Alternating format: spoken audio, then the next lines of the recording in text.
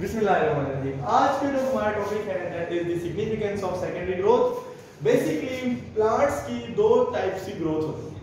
Grow कराने के लिए नए सेल्स चाहिए होते हैं और नए सेल्स के लिए असल में नए सेल, हमने एक बात पढ़ी थी ओमनी सेलुलर ई सेलुलर। नया सेल हमेशा पिछले सेल की डिवीजन से वजूद में आता है। तो प्लांट्स के अंदर जिन सेल्स के अंदर डिवाइड करने की एबिलिटी होती है उनको हम मेरिस्टेमेटिक सेल्स या मेरिस्टेमेटिक टिश्यूज कहते हैं। The cells which have ability to divide, and there are three types of meristematic tissue.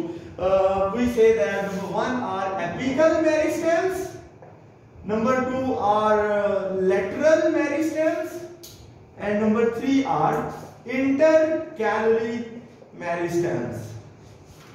जो एपिकल मेरिस्टेम्स होते हैं ये हमेशा एपेक्स यानी टिप के ऊपर होते हैं, और यानी ये शूट है अगर उसकी टिप के ऊपर या रूट है उसकी टिप के ऊपर, तो ये जब डिवाइड करते हैं तो नए सेल्स बनाते हैं तो प्लांट की लेंथ इंक्रीज होती है, जिसको आपने हमेशा प्राइमरी ग्रोथ क्लास में कहा था। ये इस जगह पे हमने डिस्कस करने की जरूरत नहीं, लेकिन इसको मैंने पीछे से रिलेट किया है कि apical meristems are present on the tips of root and shoot.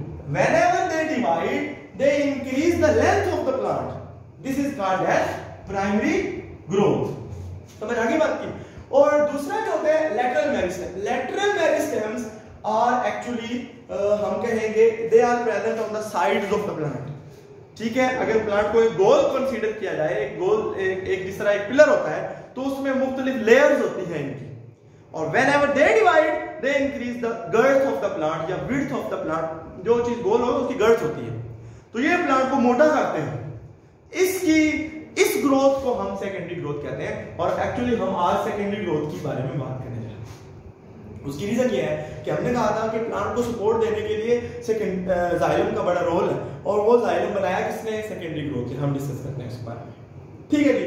और लेटरल मेरिस्टेम्स का एक दूसरा नाम कैम्बियम भी होता है।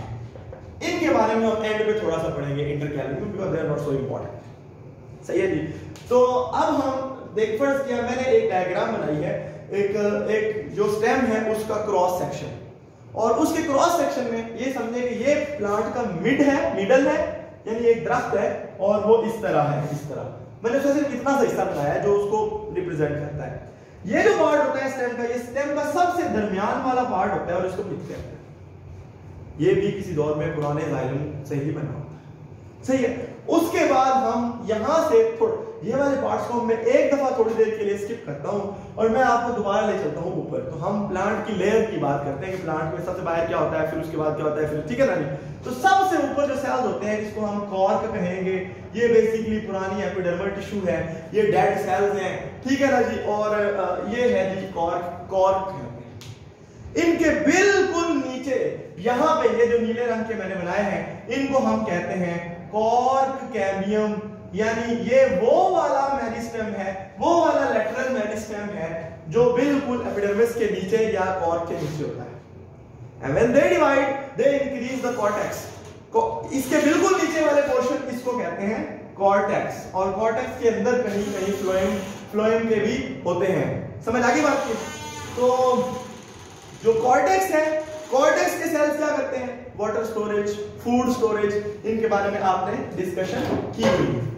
लेकिन जो कॉर्टेक्स के बाद ये तो आपको पता लग गया ना कि कॉर्टेक्स और इसके अंदर भी फ्लोएम, ये है जी फ्लोएम। अब हम बात करते हैं असल में इसकी। ये भी मेरिस्टेम है और इसका नाम है वास्कुलर कैम्बियम। क्या नाम है? वास्कुलर कैम्बियम, ठीक है। वास्कुलर कैम्बियम, ये दोनों कैम्बियम है, दोनों मेरिस्टेमेटिक सेल्स हैं, दोनों में डिवाइड करने की एबिलिटी होती है, सही है। ये वास्कुलर कैम्बियम, यानी अगर किताब में इसके बारे में लिखा हुआ है, it appears to be in between the secondary xylem and secondary phloem. किस तरह? ये देखिए आप, यहां पे जो ये चीज आ जाती है, फर्ज ये देखिए, जब ये डिवाइड करेंगे बाहर की तरफ तो ये फ्लोएम बनाएंगे नया, और जब अंदर की तरफ डिवाइड करेंगे तो जाइलम बनाएंगे नया। जो जाइलम सबसे पहले होता है उसको हम प्राइमरी जाइलम कहते हैं, और उसके वो यहां पे होता है, ठीक है जी।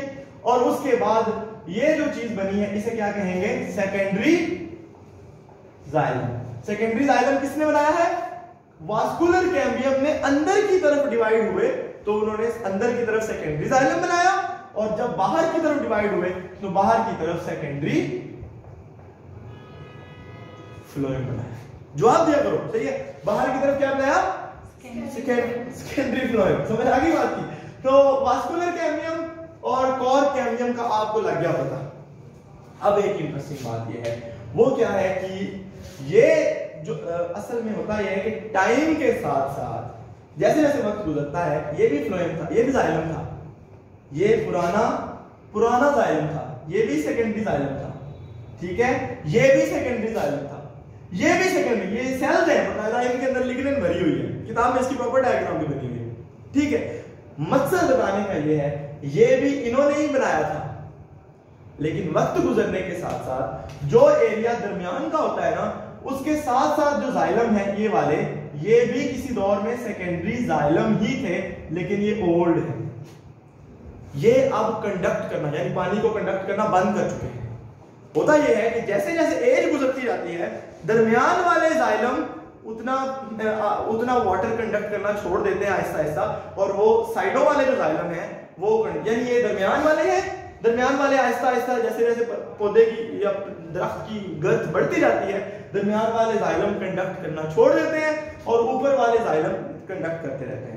इससे जो चीज बनती है ना ये वाली, इस एरिया को फिर ये इसमें कंडक्शन नहीं होती, इसमें भी वो क्या करते हैं, इसमें भी वो कुछ ना कुछ अपने वेस्ट मटेरियल स्टोर कर लेते हैं, कुछ ऐसे केमिकल स्टोर कर लेते हैं कि इस पौधे के इस हिस्से में चूंकि सेल्स डेड होते हैं, इनको कोई इंसेक्ट वगैरह या फंजाई या बैक्टीरिया इनको डीके या डिकम्पोज ना कर सके, तो इनके अंदर वो एक तो डिफेंस के लिए अपने वेस्ट मटेरियल छोड़ देते हैं, और कुछ केमिकल्स उनसे एक उनकी वेस्ट मटेरियल से जान भी छूट जाती है।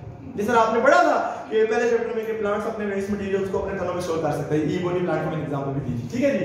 तो ये वो एरिया है जो इसको अब हम हार्डवुड कहते हैं, ये पूरी यानी old xylem which are not conducting containing the dead lignified cells, they are called as hardwood,